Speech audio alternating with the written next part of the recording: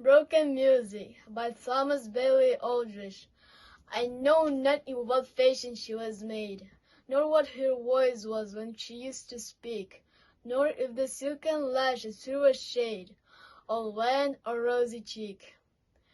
I picture her with sorrowful vague eyes, illumined with such strange gleams of inner light, as linking the drift on London skies, ere twilight turns to night.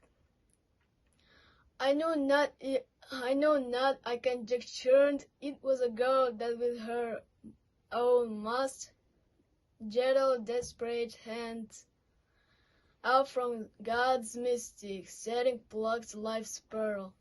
It is hard to understand. So precious life is, even to the old. The hours are as a miser's coins, and she within her hands lay youth's unminted gold, and all felicity.